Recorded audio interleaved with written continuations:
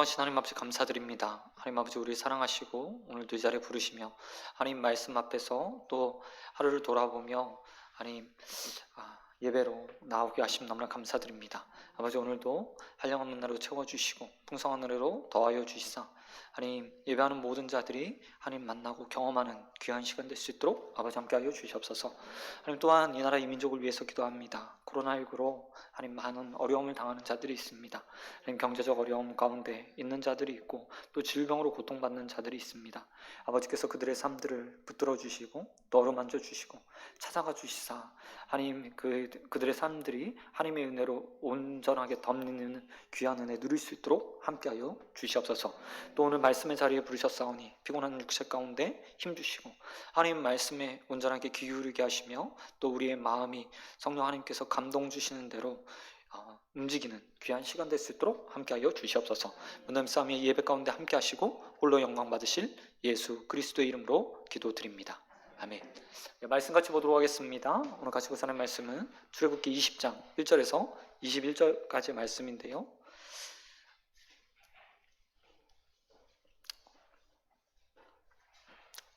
그 중에서 1절부터 7절까지 말씀만 함께 보도록 하겠습니다.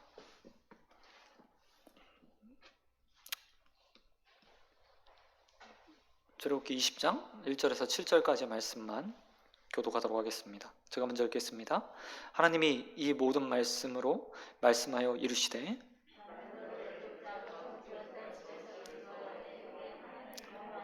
너는 나 외에 다른 신들을 내게 두지 말라.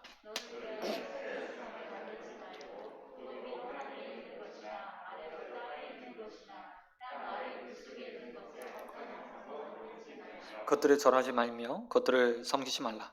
나 내 하나님 여호와는 질투하는 하나님인즉 나를 미워하는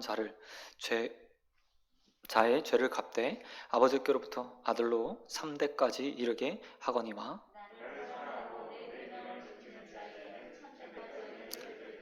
같이 읽겠습니다. 너는 내 하나님 여호와의 이름을 망령되이 부르지 말라. 여호와는 그의 이름을 망령되이 부르는 자를 죄 없다 하지 아니하리라. 아멘. 아멘.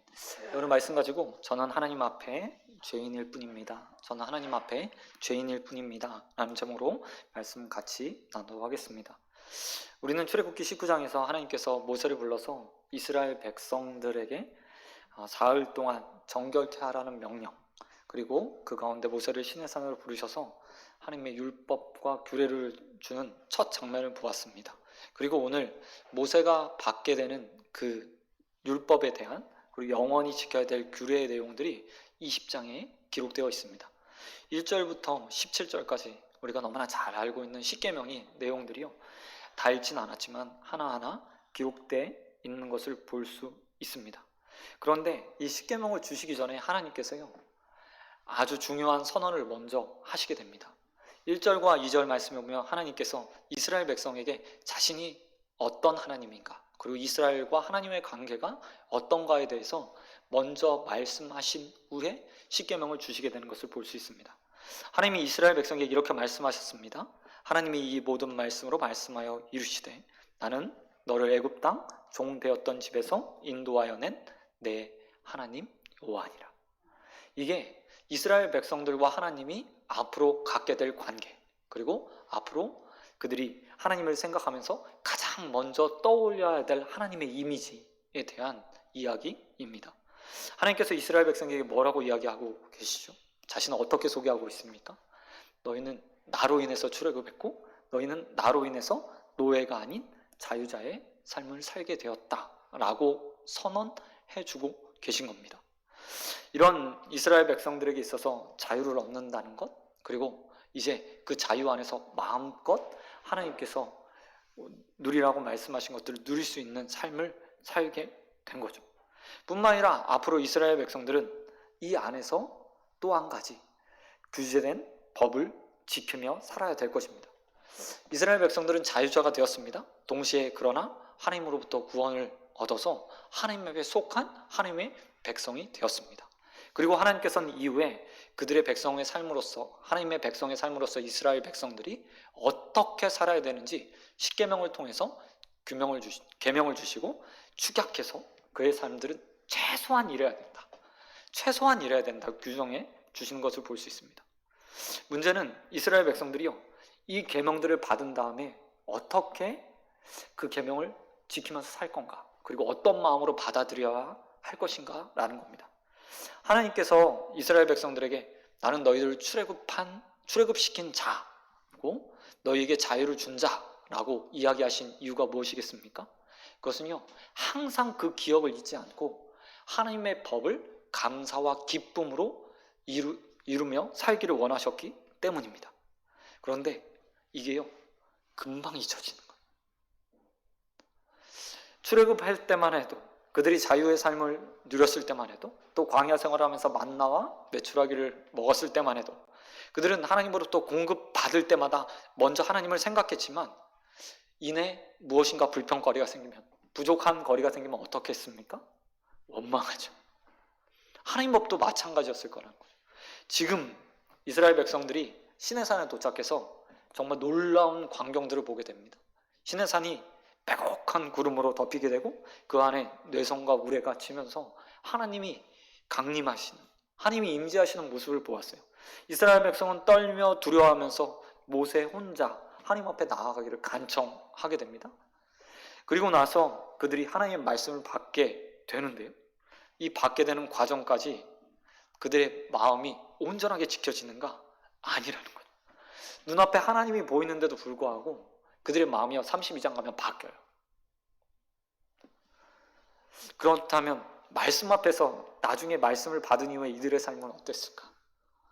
하나님의 임재가 눈에 보이는데도 하나님 마음이 바뀌어서 하나님을 떠나버리는 그의 마음들이 말씀 받았을 때, 처음 받았을 때는 기쁨과 감격으로 받겠지만 시간이 지나면 어떻게 그 율법들을 여기게 되겠습니까? 힘든 것, 어려운 것, 나를 옥죄는 것이라고 생각하게 되는 거죠. 우리 신앙생활 할 때도요, 아니, 저와 여러분이 신앙생활 하면서도 마찬가지 감정을 좀 느끼잖아요.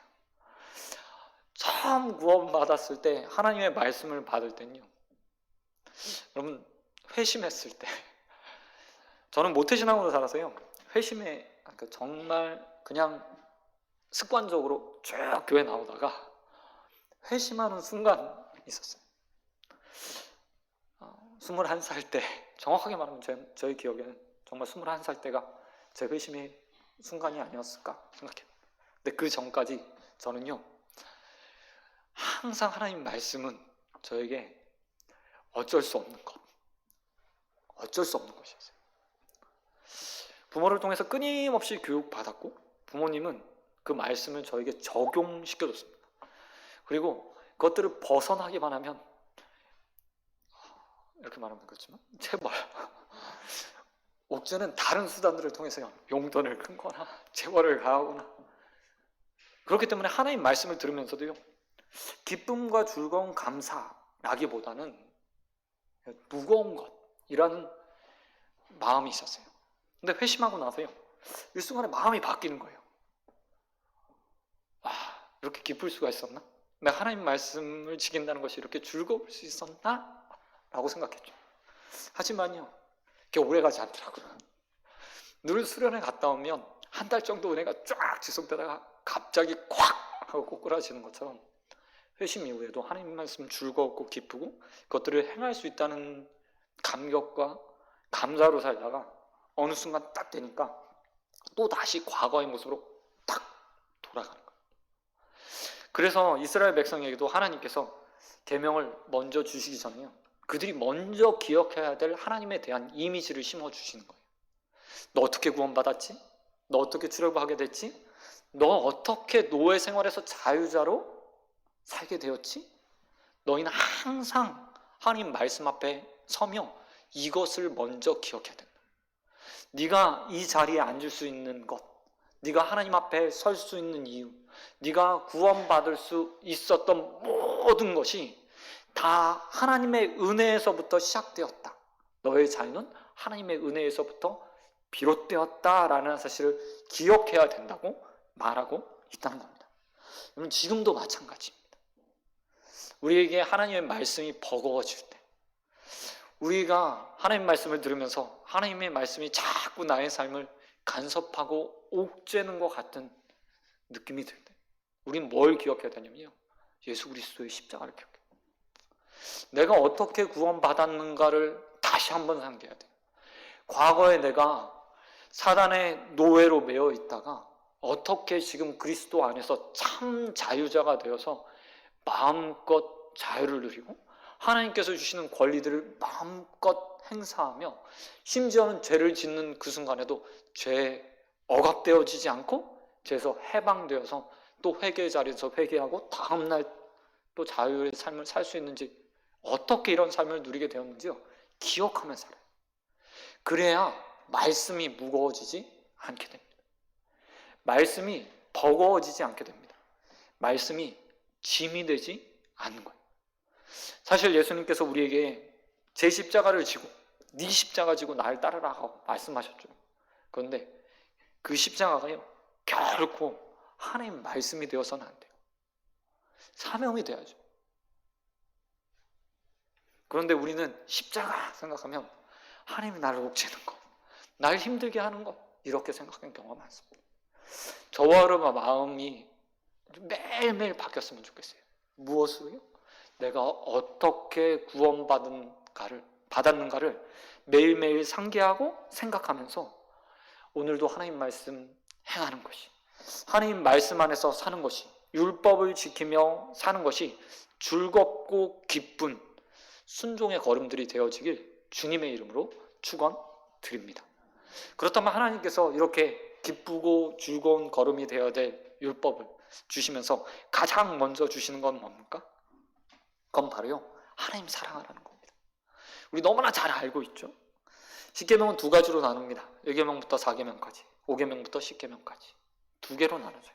저는 1계명부터 5계명까지 나누는 걸 좋아하는데요, 부모를 공경하라 라고 했을 때 이 부모가 영적인 하나님에게도 속하는 구절이라고 저는 개인적으로 생각해요. 어찌되었건 하나님 사랑, 이웃 사랑, 이 두 계명으로 이렇게 딱 나눌 수 있어요. 앞에 주어지는, 그런데 이걸 10계명을요 또 다른 각도에서 보면요 이렇게도 볼 수 있어요. 1계명부터 8계명까지 원어로 보면 금지의 명령이고요, 금지, 절대 하면 안 되는 거. 그리고 9계명, 10계명 두 계명은 부정, 또 다 금지가 아니라 부정형 문장을 사용하고 있다는 겁니다. 어찌되었건 딱 나누면 하나님 사랑, 이웃 사랑, 그리고 하나님께서 3절을 통해서 첫 번째 뭐라고 이야기하시죠? 나 외에 다른 신을 내게 두지 마라. 나 외에 다른 신을 내게 두지 마라. 이 말씀이요, 당시의 사람들에게 굉장히 파격적인 하나님의 명령이었습니다. 왜냐하면 당시 사회에서 신을 섬기는 건 당연한 것이에요. 지금은 아니지만 당시의 사회, 아니 예수님께서 계시던 사회, 아니 불과 16세기, 17세기까지만 해도 신은 당연히 있는 거였어요. 그런 사회였는데 문제는 그 신이 많다는 겁니다. 그러면 애굽에서도 이스라엘 백성들이 애굽에서 노예 생활했잖아요. 그런데 하나님께서 10가지 재앙을 내리시는데, 그들을 구출하기 위해서 10가지 재앙을 내리시는데 이 10가지 재앙이요, 자세히 신학자들이 이렇게 얘기해요. 이스라엘 백성들이 애굽 땅에서 볼 수 있었던 신들의 이름들, 그리고 그 신들을 하나하나 죽여가는 행위라고 이야기해요. 실제로 나일강을 신으로 섬겼고요, 개구리도, 독종도, 그다음에 소, 가축 같은 것도 다 신으로 섬겼습니다.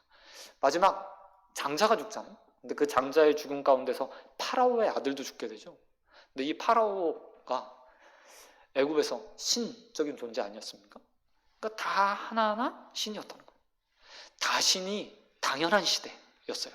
그런데 그 다신이 당연한 시대에서 하나님께서 이렇게 말씀하시는 거죠. 바람도, 강도, 토양도, 비도, 수많은 너희가 보고 있는 그 외의 신들도 다 섬겨서는 안 된다. 유일한 나, 오직 여호와 나 하나만 너희들은 섬겨야 된다라고 말하고 있다는 겁니다. 이게 얼마나 어려운 건지 모릅니다. 왜냐하면 제가 좋아하는 야곱이요, 디나의 강간 사건 있을 때까지 그의 가정에 다신을 섬길 수 있도록 그가 허용해요. 자신의 가족들이 다른 신을 섬길 수 있도록, 우상 신상을 섬길 수 있도록 그가 방관해요. 왜 그랬을까요? 신으로부터 신을 잘 섬기면 도움을 받을 수 있다고 생각했던 것이 당시의 사람들의 생각이었습니다. 그렇기 때문에 경우의 수를 많이 두는 거예요. 많은 신을 잘 섬기면 얻어 걸릴 거 아닙니까? 이 신이 도와주지 않으면 저 신이라도 날 도와주겠죠. 그러니까 다신을 섬겨야 되는 사회였어요. 그런 사회에서 하나님께서 이렇게 이스라엘 백성들에게 말하는 겁니다. 너희는 앞으로 다른 신들 눈으로 거들떠보지 마. 오직 나 하나만 섬겨야 돼. 지금도 하나님께서 우리에게 동일하게 말씀하세요. 우리에게 신은 무엇일까? 신약의 가장 대표적인 신이요, 무엇이라고 생각하십니까? 사도 바울이 이야기하는 대표적인 신 중에 하나가요, 사람들이 가장 섬겼던 게 맘몬이죠. 돈의 신. 이 돈의 신은요, 그때도 있었고 지금도 여전히 우리의 삶에 가장 강력한 힘을 영향력을 주는 신이 아닌가라는 생각입니다. 어떤 사람은 하나님이 아닌 권력을, 어떤 사람은 지혜를, 어떤 사람은 하나님이 아닌 또 다른 인맥들을 하나님을 섬기면서 동시에 섬기면서, 저도 여러분들 어떻게 보면 전과하세요. 그런 면에서 봤을 때 어떤 문제가 생겼을 때 가장 먼저 찾는 자가 어쩌면 우리의 신일지도 몰라요. 여러분, 문제 생기면 어디로 먼저 오십니까? 가장 먼저 여러분 입에서 나오는 대상은 누구입니까? 저는요, 엄마야. 제 입에서 하나님이 아니라 엄마야. 저 육신의 의지의 대상, 어쩌면 내리 속에 박혀져 있는 교육된 것들이 아닌가라는 생각을 해요. 단순히 이것뿐만 아니죠. 또 다른 것들이요, 저와 여러분도 가지고 있어요. 여러분, 우리를 향해서 하나님께서 이 시간 말씀하십니다. 나 외에 다른 신을 내게 두지 마라. 여러분 안에 있는 신들을 온전하게 하나님 앞에 내려놓는 저녁이 되길 주님의 이름으로 축원드립니다. 그런가 하면 4절과 6절에서 이렇게 말하고 있습니다. 우상을 만들지 마라. 어떤 형상도 허용되지 않는다. 눈에 보이는 하나님을 만들어내지 마라 라고 말하고 있다는 겁니다. 출애굽기 32장에 가면 앞에서도 말씀드렸지만 이스라엘 백성들이 모세가 내려오지 않자요, 금송아지를 만들어요. 그런데 출애굽기 32장 4절에 보면 그 금송아지를 향해서 아론이 뭐라고 이야기하지 않습니까? 너희를 인도하여 낸 신. 이스라엘 백성들이요, 그 앞에서, 금송아지 앞에서 그 신을 경배해요. 아론의 입장에서 우상을 만들었을 때, 금송아지를 만들었을 때 상상한 형상은 무엇일까요? 아니, 금송아지를 만들어 놓고 그 안에 그 형상을 보면서 누구라고 생각했을까요? 아론이야 분명 하나님이라고 생각했을 거예요. 왜냐하면 출애굽하는 동안에 모세 옆에서 10가지 기적을요, 아론이 대언했다고 해도 과언이 아니에요. 말 못하는 모세를 위해서 끊임없이 아론이 대언하는 자로 옆에서 함께 했어요. 그렇기 때문에 아론의 생각 중에는 출애굽시킨 신은 하나님인 거예요. 여호와 하나님이요. 근데 하나님께서 그런 이스라엘 백성들과 아론에게 어떻게 하시죠? 진노하시죠. 진노. 심지어 하나님의 형상을 만들어내어서 하나님을 섬기려 했던 아론에게도, 이스라엘 백성들에게도 진노하세요. 어떤 형상도 만들지 말라 했을 때는 단순히 우상뿐만 아니라 하나님의 형상도 마찬가지인 거예요. 이런 면에서 우리의 삶에서도 어떻게 보면 우리가 만들어낸 하나님의 형상들이 있어요. 어떤 사람들은 이 교회가, 이 예배당이, 어떤 사람들에겐 십자가가, 어떤 사람에게는 어떤 종교적 행위가 하나님보다 더 우선되기도 해요. 하나님께서 형상을 만들지 말라고 말했는데 어떤 날들이 종교인 가운데, 하나님을 믿는 사람들 가운데 하나님의 말씀보다 더 우선시되는 사람들도 있어요. 한때 여의도 순복음교회에서 여의도 순복음교회에서 방언한 날, 방언했니 안 했니 이거 가지고 구원을 판단하기도 하고, 이단에서는 너 회심한 날이 언제인지 정확하게 알아야 돼 라고 말하며, 하나님은 전혀 그런 얘기 하지 않는데, 성경에 나와 있지 않은데 그것이 마치 하나님의 말씀보다 우선시 되어진 것처럼요. 여러분, 십자가 원정 때는 어땠습니까? 하나님 말씀보다요 십자가가 우선됐어요. 교황의 말이 우선되어서 십자가 앞에 모여서 십자가만 있으면 하나님이 다 그들을 지켜줄 것처럼 그들을 생각했어요.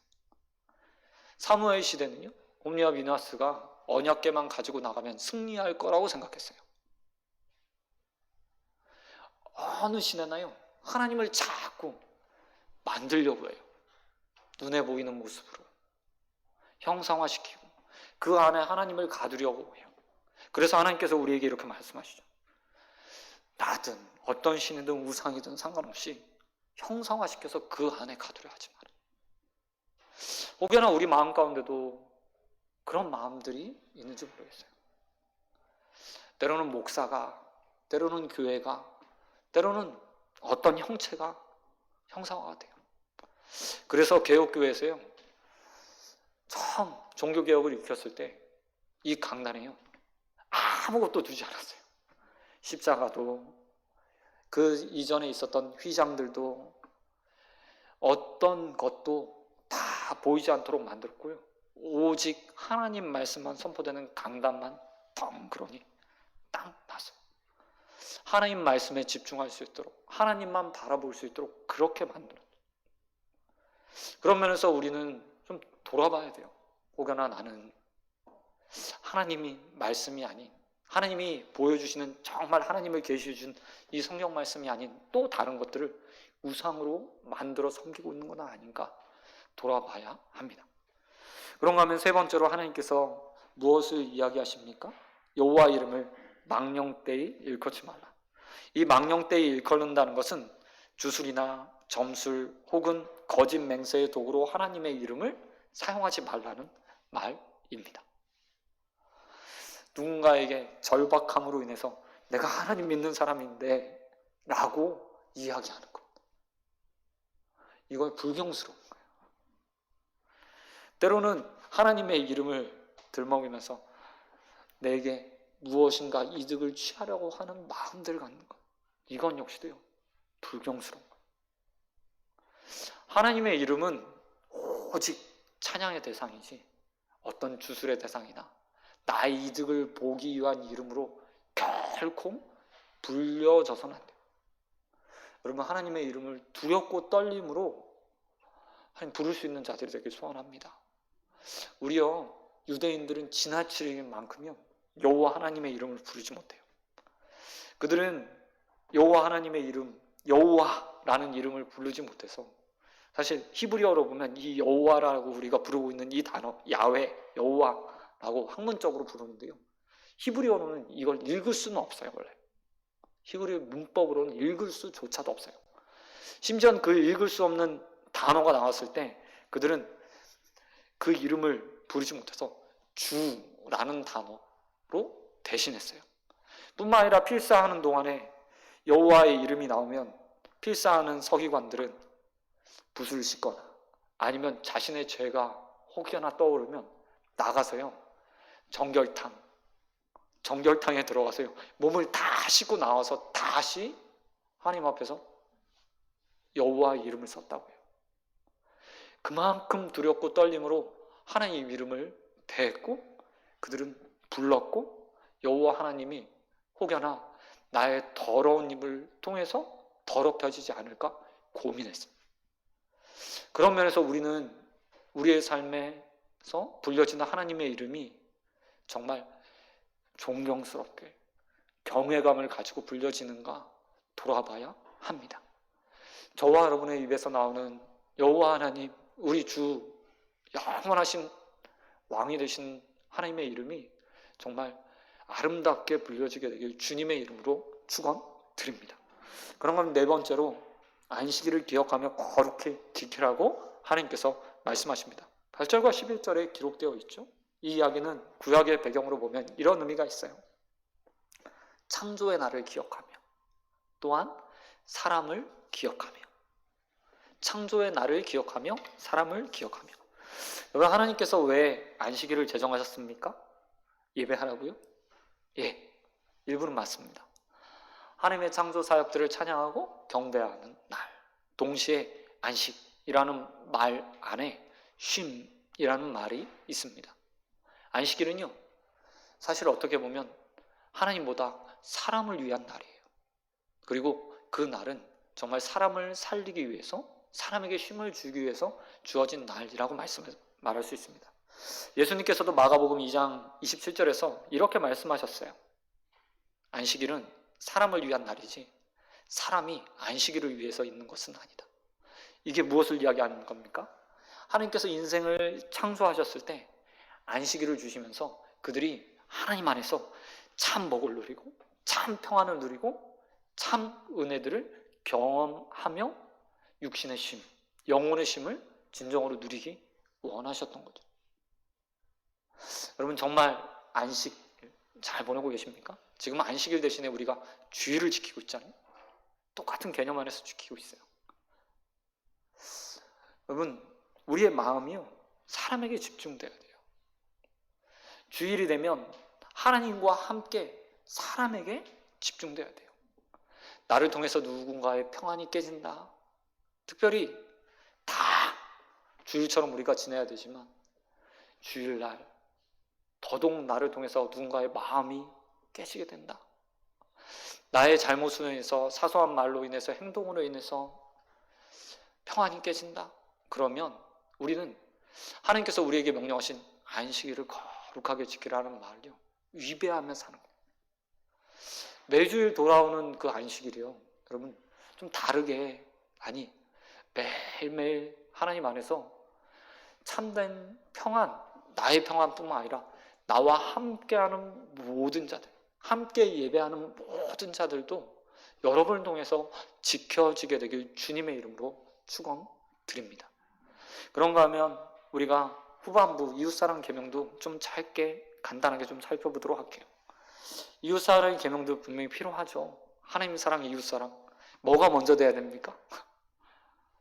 십계명은요, 사실 경중이 없어요. 십계명은 두 개의 돌판에 이스라엘 백성들에게 함께 주어졌습니다. 하나님께서 1계명은 중요하고 10계명은 중요하지 않다라고 말씀하시지 않았어요. 이스라엘 백성들은 이 10계명을 받았을 때부터 1계명부터 10계명까지 요약된 하나님의 말씀, 잘 축약된 하나님의 말씀은요, 동일한 말씀으로 보고 지켜야 했어요. 그런 면에서 봤을 때 하나님께서 우리에게 원하시는 것은 하나님 사랑과 이웃 사랑, 먼저 되고 나중됨이 없이 동일하게 지켜져야 되는 계명이에요. 안식일이 그렇듯 이후의 계명들도, 이웃사랑의 계명들도요, 동일하게 지켜져야 되는 거예요. 그런 면에서 우리는 우리의 부모를 공경하는 삶을 반드시 살아야 됩니다. 마가복음 7장 11절 말씀을 보면 고르반이라는 이야기가 나와요. 이게 이런 거잖아요. 하나님 앞에 물질 드리기 위해서 부모를, 그러니까 악의적인 마음으로 부모에게 의무를 다하지 않기 위해서 고르반, 이건 하나님의 것이요 라고 말하는 것, 이것을 하나님께서 심히 책망하시죠. 그러면서 그런 물질 하나님께서 받지 않아 라고 말씀해요. 사실 우리는요, 많은 부분에서 착각할 때가 많아요. 하나님 성경이 우선이지 라고 생각하지만 예수님께서 아니, 그런 거 원치 않으신다니까? 그런 물질 받고 싶지 않다고 말씀하셨어요. 우리가 인생을 살아가면서 하나님 섬기는 것과 육신의 부모들을 섬기는 것, 이웃을 섬기는 것, 사랑하는 것, 이걸요, 예수님께서 동등한 위치에 놓고 계신 거예요. 왜 그렇습니까? 인생을 위해서, 사람을 위해서 하나님께서 희생하신, 지불하신 가치가 하나님이기 때문이에요. 우리의 구원은 누누이 수없이 반복해서 말씀드리지만 예수님 자리입니다. 하나님의 가치를 가지고 있어요. 그렇기 때문에 인생을 바라면서 어느 누구도 하찮은 인간이라고 생각할 수 없는 거예요. 모든 인생이 다 하나님의 가치를 가지고 있다고 우리는 바라봐야 돼요. 그게 하나님께서 우리에게 부여하신 시각, 사람을 바라보는 시각이에요. 그렇기 때문에 그 면에서 우리는 우리의 가장 먼저 되는 이웃인 부모, 공경하는 삶을 살아야 돼요. 그리고 그것들이 계속해서 다른 사람으로 확장되어 가야 됩니다. 저와 여러분이 정말 인생들을요 귀하게 보시게 되길 소원합니다. 다윗도 말해요. 자기 스스로를 정말 만물보다 천한 인생인데 여호와 하나님께서 어떻게 보신다고요? 인생이 무엇이간데 저를 생각해 주십니까? 라고 말하며 하나님께서 인생을 어떻게 바라보시는지 시편 8편에서 이야기합니다. 그런 시각으로 서로를 바라보고 서로를 사랑하게 되길 주님의 이름으로 축원드립니다. 그런가 하면 6계명부터 8계명까지는 생명, 순별, 재산을 지켜주는 삶을 살아야 된다고 이야기합니다. 살인하지 마라, 간음하지 마라, 도둑질하지 마라. 당연한 의무죠. 보편적인 법이에요. 누구나 다 알고 있는 겁니다. 그런데 이 모든 것들을 어떻게 하라고 이야기하십니까? 자발적으로 하라고 이야기해요. 강제적인 법 때문에 이걸 하지 않으면 내가 불이익을 당하기 때문에, 아니면 감옥에 가기 때문에, 아니면 어떤 형벌을 받기 때문이 아니라 구원받은 자로서 당연한 의무로 생각하면서 살아야 되는 거예요. 어느 누구도 나로 인해서 생명을 잃어서는 안 됩니다. 어느 누구도 나로 인해서 순결이 빼앗겨서는 안 됩니다. 어느 누구 나로 인해서 재산적 손해를 보면 안 된다고 이야기해요. 사실 세상의 법과 가치와는 다르죠. 세상은 더 많이 얻으라고 하고 어떤 방법과 수단을 가리지 않고 다른 사람들보다 다른 사람들 것을 빼앗아서라도 자기의 재산을 불리라고 이야기해요. 야, 네가 좋으면 그것들 더 취할 수 있어 라고, 그것이 재산이든 순결이든 뭐 상관없이 다 취하라고 이야기하는 게 세상이고 약육강식을 이야기하는 세상의 법이에요.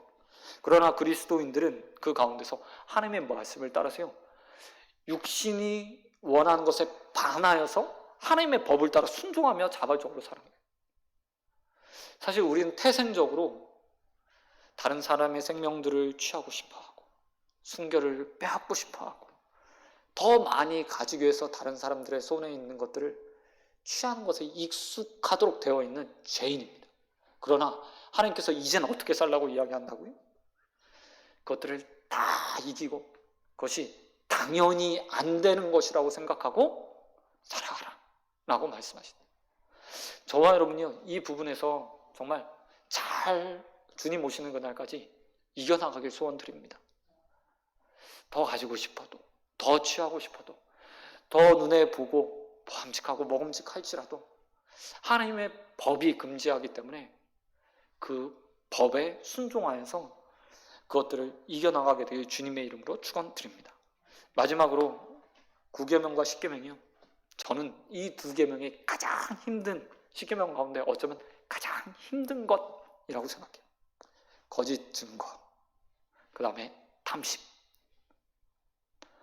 인생에게 있어서 지난주에도 말씀드렸지만 가장 힘든 10계명 중에 굳이 순위를 뽑아라 라고 말하면 입술로 이야기하는 거짓 증거와 탐심의 문제는 인생이 가장 싸우기 힘든 죄, 그리고 이기기 힘든 부분이 아닌가 라고 생각합니다.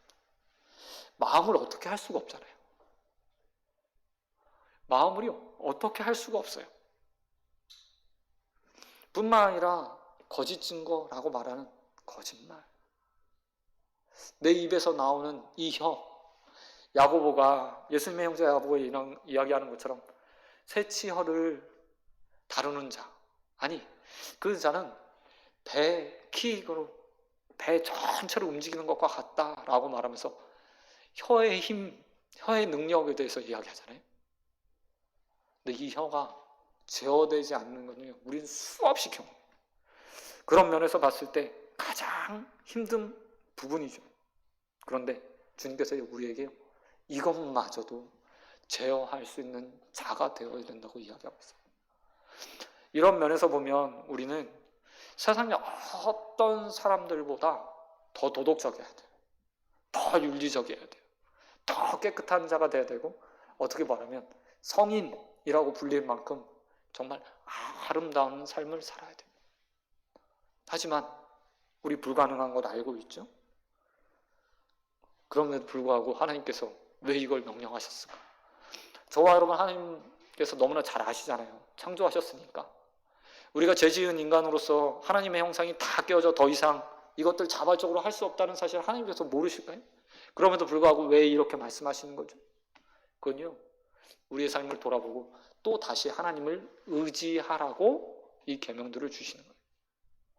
이것 지켜서 구원받아야지 라고 주님께서 말씀하시지 않았어요. 이거 다 지키면 구원해 줄게 라고 하나님께서 말씀하시지 않았어요. 아브라함도 이삭도 야곱도 하나님의 법의 기준, 율법의 십계명의 기준으로 따지면 그들은요, 어느 누구도 구원받을 수 없어요. 하지만 그들은 뭐라고 부릅니까, 우리가? 믿음의 조상이요? 믿음의 조상이요. 이게 하나님의 법이에요.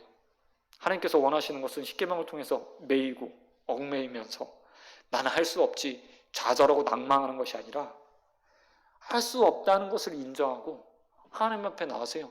힘을 구하고 능력을 구하고 또 회개하면서 이렇게 살고 싶습니다. 기도하는 자라고요.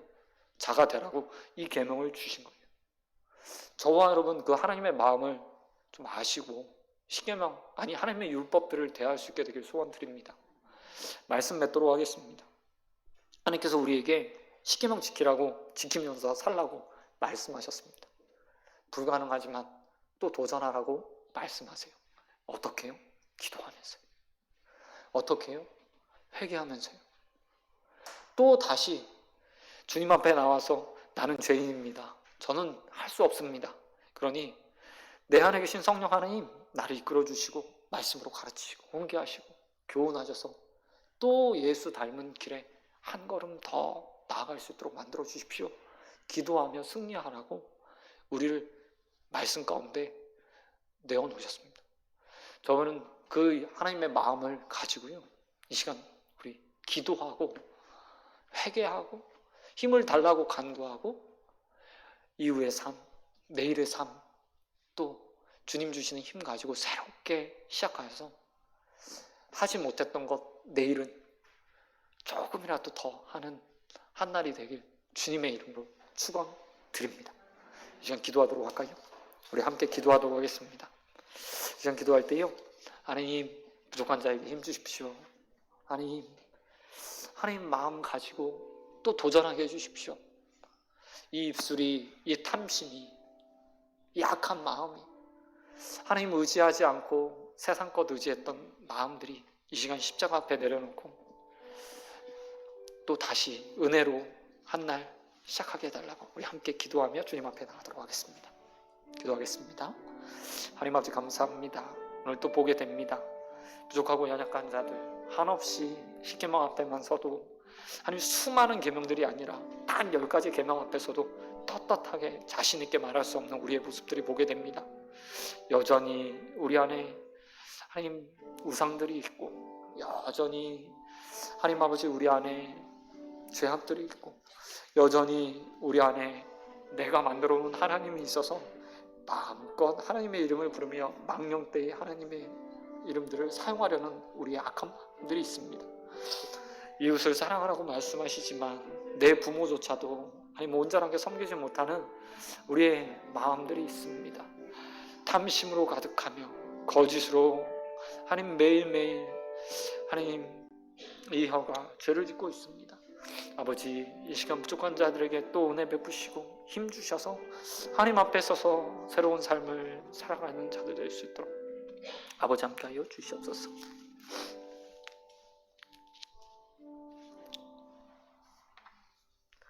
하나님 우리는 죄인 중에 괴수입니다. 한없이 우리의 삶에 은혜가 부어진다고 하여도 또 다시 실패하고 실수하고 작은 10계명 하나도 온전하게 지키지 못하는 죄인입니다. 그러나 이 시간 이 죄인들이 하나님 앞에 나와서 간구합니다. 성령 하나님 능력 주십시오.